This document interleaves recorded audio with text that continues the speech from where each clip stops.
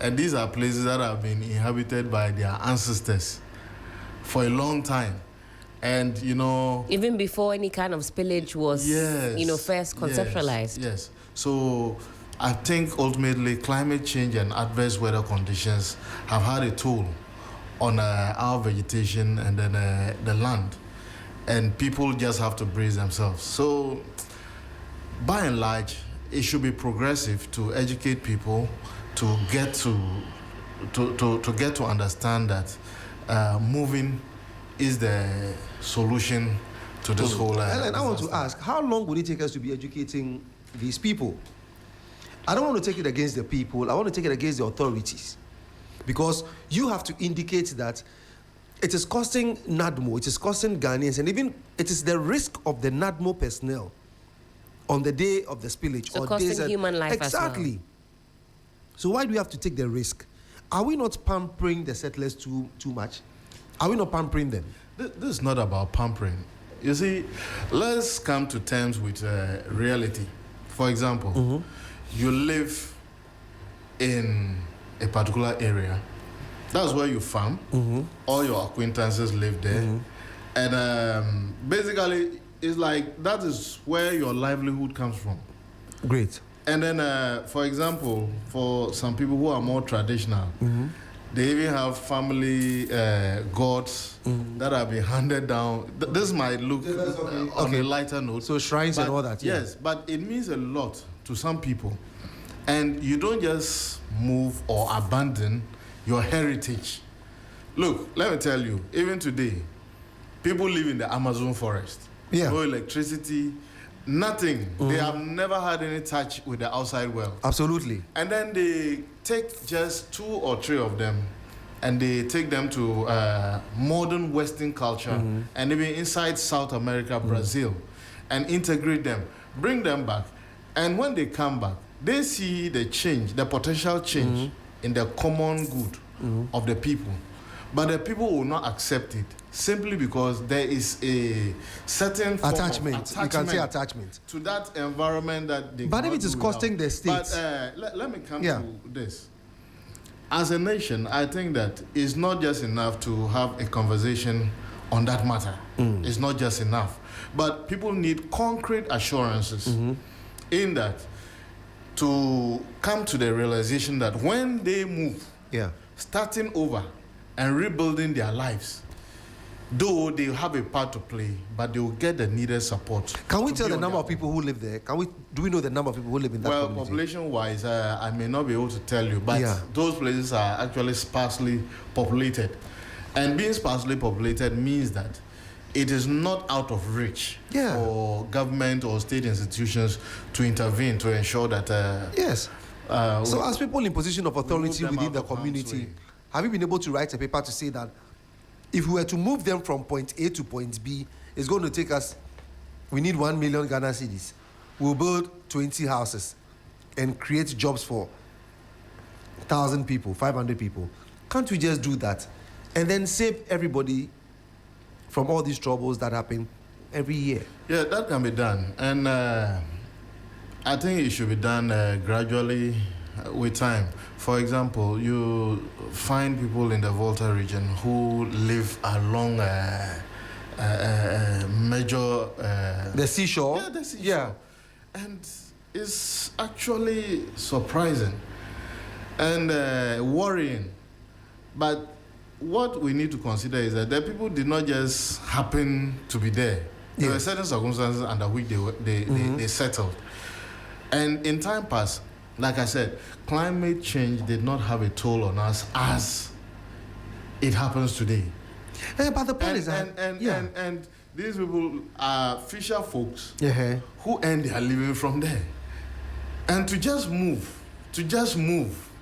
is very, very difficult. Even in Accra here, I think along the beach, is it... Jamestown area, That's right. Places, the sea is constantly moving. But it is our fault. Yes. No, the sea is constantly moving. But it is our fault. But people are not ready to move. They have to be ready. And that's in part, they have to be ready. What will let So them the point be is ready? that I remember under Jerry Rawlings, and then I think sometime under Nanado, early days of Nanado, What happened to the sea defense that Jerry Rawlings did? It prevented a lot of water crossing over from the sea to the shore. So if we know that we are living by the shore, and that is where our livelihood is always fed, why can't we just have sea defense throughout the entire stretch?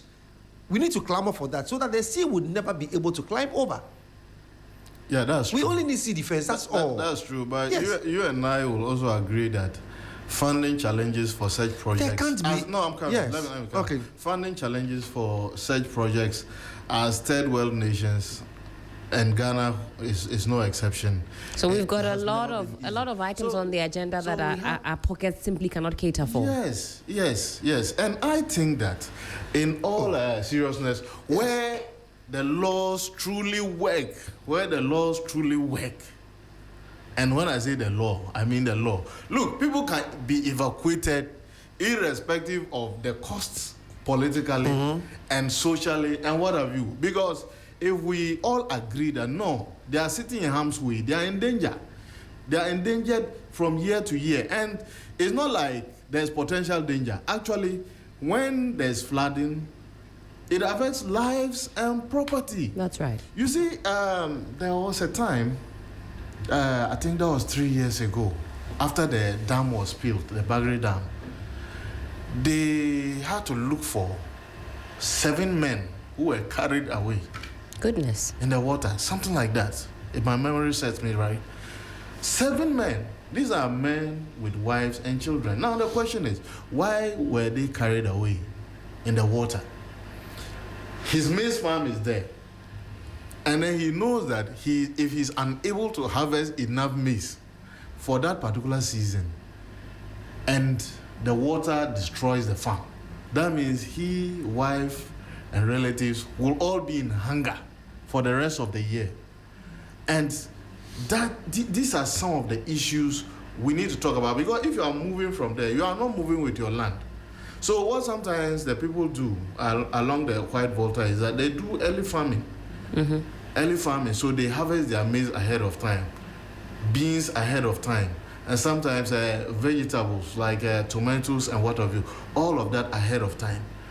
But if it comes to a time where people still have crops there, it's very difficult to leave your investment and then move to higher ground. Because by weighing up the pros and cons, you might say, well, throughout the year, it's stable. But for this one time in the year where there's a spillage, so they will rather take that risk of that one occurrence in the year to be able to stay and farm and make some money for the family. Yes. And even when the spillage is done, some people still sit inside, canoes, and they harvest maize and put it. Whilst the spillage is occurring. No, when it has occurred and the water is a bit stable, they sit in the canoes and they harvest maize. So you see, they take the risk and they allow us to sit here and be brooding over the fact that they are incapacitated. No. Let's not look at it from that viewpoint. Let us look at it from the... You see, for people like myself and you living in Accra, our concern may be, how do I buy a new car? How do I go out on a weekend to relax? We are talking about leisure. But in this case, we are talking about survival. Where people... My brother... When there is hunger, a bowl of maize, if you give a bowl of maize to somebody, it is worth more than a gold bar. Okay. And a bowl of maize is like an olunga. So this tells us that in some way, somehow, it comes to them as though it's a matter of life and death for them to get their produce ashore so that they can survive. How did we get here? That is the question. Well, there's some news that President Mahama has assured residents of Puvema in the Anglo district and other coastal communities that the long-awaited $150 million World Bank-funded West Africa Coastal Areas project will commence soon. So this was way back somewhere in April 30. So it's 150 million for that stretch. 150 million, how much is 150 million? This is dollars. US dollars. It's a lot. How much is 150 million US dollars for a country like Ghana? We have gold, we have bauxite, we have manganese, we have lithium, we have aluminum, we have all these things.